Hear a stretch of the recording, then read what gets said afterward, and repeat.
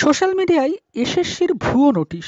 গতকালকেই একটি নোটিশ এসএসসির ওয়েবসাইটে বেরিয়েছে এমনটাই দাবি করে সোশ্যাল মিডিয়ায় ভাইরাল করা হয়েছিল। সেই নোটিশটি সম্পূর্ণ ভুয়ো নোটিশ, এটা আপনারা অনেকেই জানেন। তাই জন্য আমি সেই নোটিশটা সম্পর্কে ডিটেলস বলছি না। সেই নোটিশটা সম্পর্কে ডিটেলস বলা রয়েছে আমার পূর্বের একটি ভিডিওতে, যে সেই নোটিশটা কোন প্রেক্ষিতে পাবলিশড হয়েছিল 5ই মে 2022 সালে। সেই 5ই মে 2022 সালের ডেটটিকে এডিট করে নোটিশটিকে 6/1/2024 করা হয়েছিল। এটি একটি সম্পূর্ণ ভুয়ো নোটিশ যেটি গতকালকে বেরিয়েছিল। আমি যে ব্যাপারে কথা বলবো মূলত এই ভিডিওতে, সেটি হচ্ছে শিক্ষিতদের নিয়ে আর কত মজা করা হবে। এটা একটা অত্যন্ত নিন্দনীয় কাজ যেটা কালকে হয়েছে, গতকালকে। এবং এ ব্যাপারে এসএসসির কি বক্তব্য, দেখুন। প্রথমেই যদি আপনাদেরকে সেই নোটিশটা দেখাই, তাহলে দেখতে পাচ্ছেন বাম দিকে রয়েছে ফেক এডিটেড নোটিফিকেশন, যেটা ডেটটাকে এডিট করা হয়েছিল, কিন্তু ডান দিকে অরিজিনালটাকেও আমি দিয়ে দিয়েছি। এটা দেখুন 5/5/2022। এই নোটিশটা আপনারা স্কুল সার্ভিস কমিশনের ওয়েবসাইটে গেলেও পাবেন, যেটা অরিজিনাল নোটিফিকেশন 5/5/2022 সালে পাবলিশড হয়েছিল সেইটি। এবং এই নোটিশটা এডিট করা হয়েছে। এ ব্যাপারে আর দ্বিতীয় কোনো কথা বলে লাভ নেই।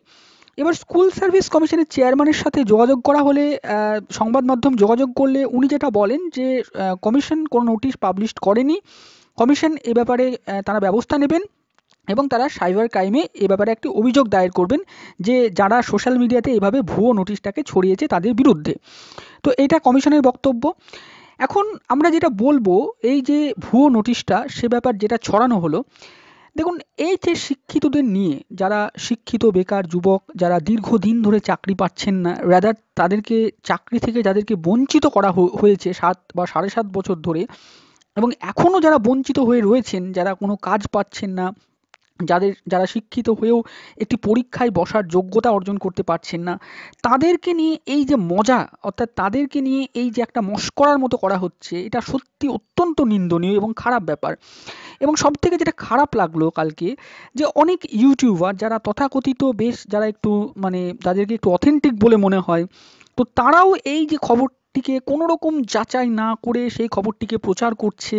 এটা দেখে অত্যন্ত খারাপ লাগছে। বিশেষ করে কিছু টিচার, যারা নিজেদেরকে টিচার বলে দাবি করে, যারা স্কুলে চাকরি করেন এমনটা বলে দাবি করেন, তো তারা যখন এসে এই বক্তব্যগুলো রাখছেন, যখন বলছেন যে নোটিশ বেরিয়ে গেছে একটা ফেক নোটিশকে নিয়ে, তখন সেটা অত্যন্ত নিন্দনীয় একটা ব্যাপার হয়ে দাঁড়ায় এবং খুব খারাপ লাগে এই বিষয়গুলো দেখলে।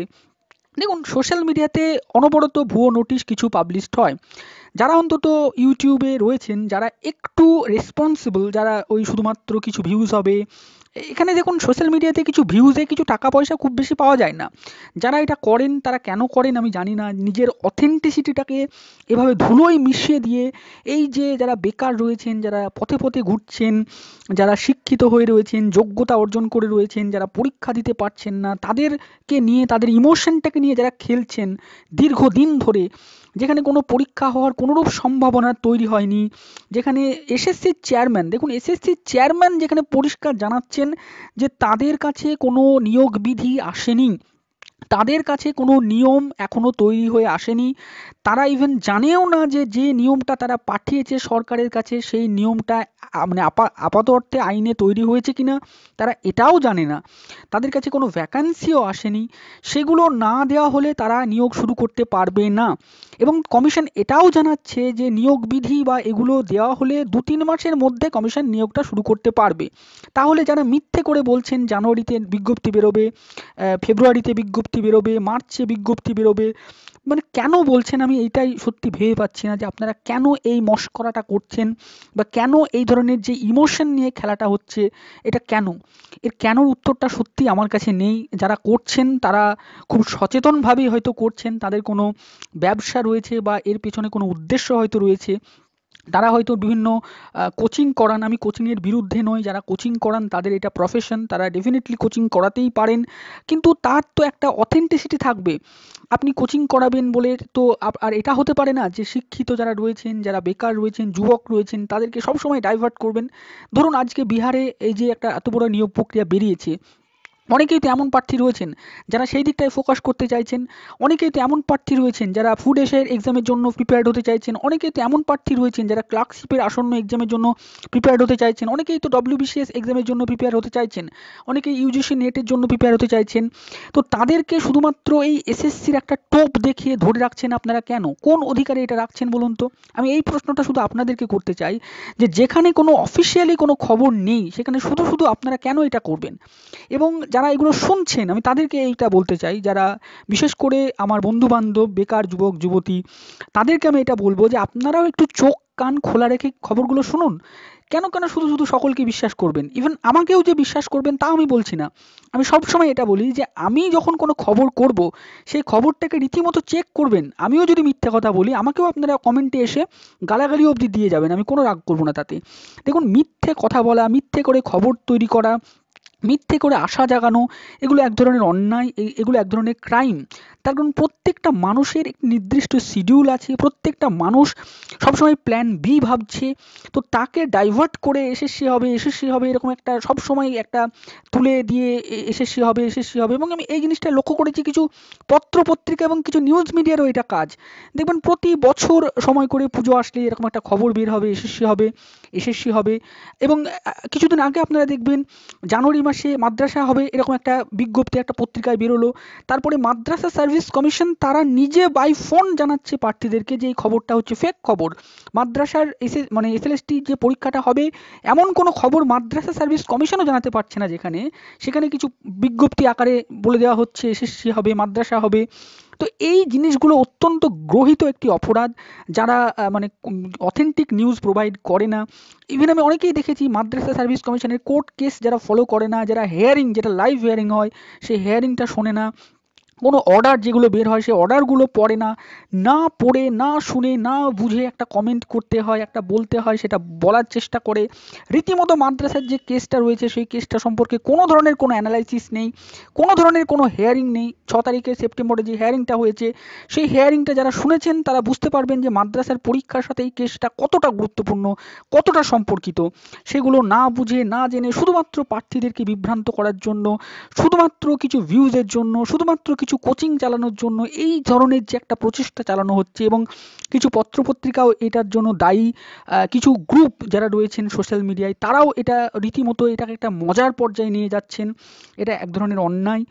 অনেক ভালো যারা ইউটিউবার রয়েছেন তারা অবশ্যই অনেক ভালো ভালো খবর প্রোভাইড করেন, আমি সবাইকে এই কথাগুলো বলছি না। অনেক রয়েছেন যারা অথেন্টিক খবর প্রোভাইড করেন, অনেকেই রয়েছেন যারা তথ্য সমৃদ্ধ খবর প্রোভাইড করেন, অনেকেই যারা রয়েছেন যারা কোচিং করান তারাও সঠিকভাবে কোচিংটা করান। কিন্তু অনেক এমন রয়েছেন যারা সত্যি করেই খুব নিন্দনীয় কাজ করেন। তাদের উদ্দেশ্যে আমি এই কথাগুলো বললাম। তাদের প্রতি আমার কোনো ব্যক্তিগত আক্রোশ, ক্রোধ, রাগ কিচ্ছু নেই। তারা যে কোচিং করান বা তারা যে পড়ান, তারা যে এসএসসির কথা বলেন, এতে আমার কোনো রাগ, দুঃখ কিচ্ছু নেই। শুধু একটা বিষয়ই খারাপ লাগে যে প্রার্থীদেরকে আসল কথাটা আপনারা না বলে কেন মিথ্যে কথা বলেন? এই মিথ্যে কথাটা বলার জন্যই খুব রাগ লাগে।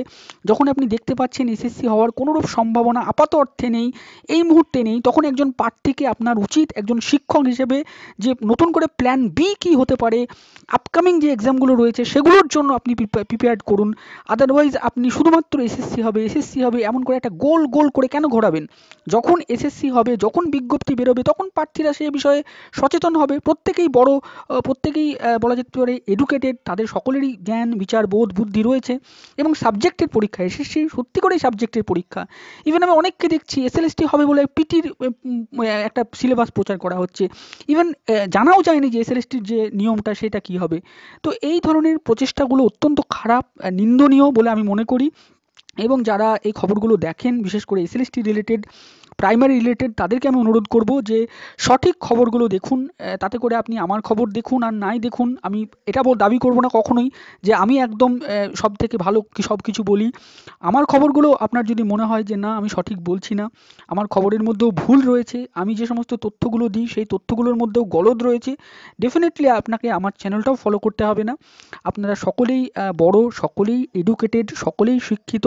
অতএব সকলেই চোখ কান খোলা রেখে নিজের নিজের প্ল্যানটা নিজে সাজিয়ে চলুন এবং বাস্তব পরিস্থিতিটাকে বোঝার চেষ্টা করুন। আমি সবসময় দেখবেন আমার নিজের মতামত কোনো ভিডিওতে দিই না, আমি যেটা বাস্তব পরিস্থিতি চলছে, আমাকে এই জন্য অনেকেই জিজ্ঞাসা করেন দাদা মাদ্রাসার পরীক্ষা কবে হবে, দাদা এসএলএসটির নোটিফিকেশন কবে আসবে, আমি সে বিষয়ে দেখবেন কোথাও কিচ্ছু বলি না। আমি শুধুমাত্র যেটা বাস্তব পরিস্থিতি সেটাকে তুলে ধরার চেষ্টা করি এবং আপনাদের উপরেই ছেড়ে দিই, আপনারাই বিচার করুন যে কবে হবে পরীক্ষাগুলো। তো আজকের এই ভিডিওটা এই পর্যন্তই। আশা করি আমি কারোকে কোনো রকম দুঃখ দিতে চাইনি এই ভিডিওতে। যারা এই ধরনের খবরগুলো করছেন তারা অবশ্যই আপনাদেরকে অনুরোধ করব যে দয়া করে এগুলো করবেন না। অনেকেই বিভ্রান্ত হচ্ছেন। কালকে সত্যি করে আপনাদেরকে আমি একটা কথা বলে রাখি, যারা এই যে এসএলএসটির এই বিজ্ঞপ্তিটা বেরিয়েছে বলে এত আনন্দ পেয়েছিল কালকে, যখন সবাই শুনলো এটা ফেক একটা খবর, তখন সবার মনে এত দুঃখ হয়েছে। সেই দুঃখটাকে মানে উপলব্ধি করেই আমি এই কথাগুলো বললাম যে একটা মানুষের মনে এইভাবে আশা জাগিয়ে যখন দেখছেন যে আশার কিছুই নেই, তখন শুধুমাত্র এটা কেন করছেন? সকলকে অন্তত বাস্তব পরিস্থিতিটা বোঝান। বাস্তবতাটাকে যদি না বোঝান না, তাহলে আর কিছুই হবে না। কোনো আন্দোলন হয় না, জানেন আপনি?